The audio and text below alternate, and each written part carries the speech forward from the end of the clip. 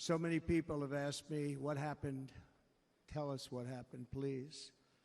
And therefore, I will tell you exactly what happened, and you'll never hear it from me a second time because it's actually too painful to tell.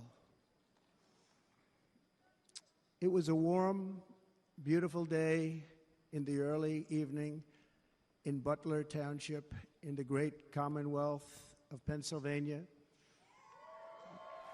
Behind me and to the right was a large screen that was displaying a chart of border crossings under my leadership. The numbers were absolutely amazing. In order to see the chart, I started to, like this, turn to my right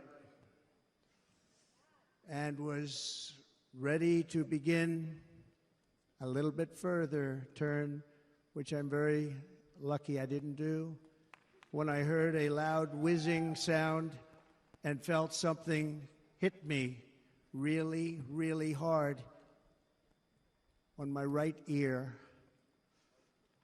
I said to myself, wow, what was that? It can only be a bullet.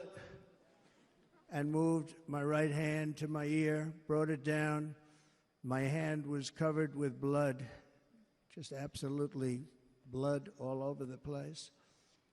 I immediately knew it was very serious, that we were under attack, and in one movement proceeded to drop to the ground. Bullets were continuing to fly as very brave Secret Service agents rushed to the stage, and they really did. They rushed to the stage.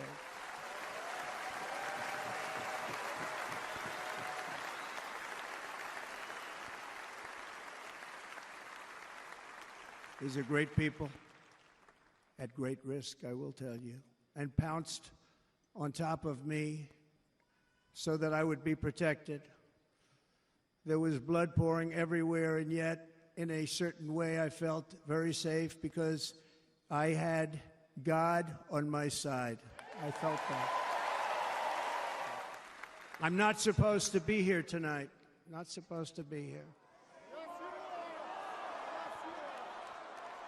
Yeah.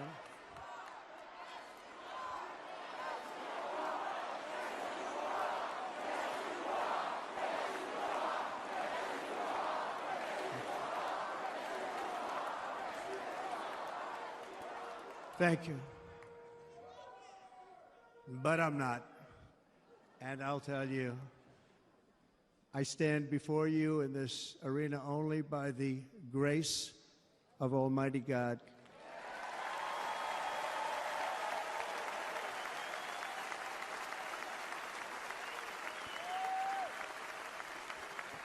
In watching the reports over the last few days, many people say it was a providential moment.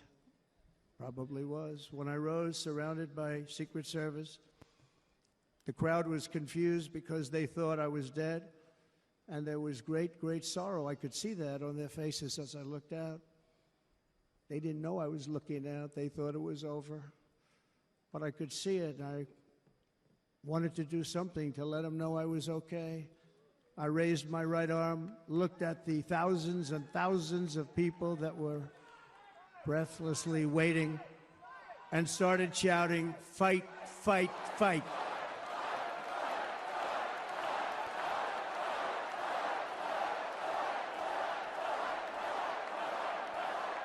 Thank you. Once my clenched fist went up, and it was high into the air. You've all seen that. The crowd realized I was okay and roared with pride for our country like no crowd I have ever heard before. Never heard anything like it. For the rest of my life, I will be grateful for the love shown by that giant audience of patriots that stood bravely on that fateful evening in Pennsylvania. Tragically, the shooter claimed the life of one of our fellow Americans, Corey. comparator, unbelievable person, everybody tells me. Unbelievable. He was a highly respected former fire chief, respected by everybody. Was accompanied by his wife, Helen, incredible woman. I spoke to her today, devastated, and two precious daughters.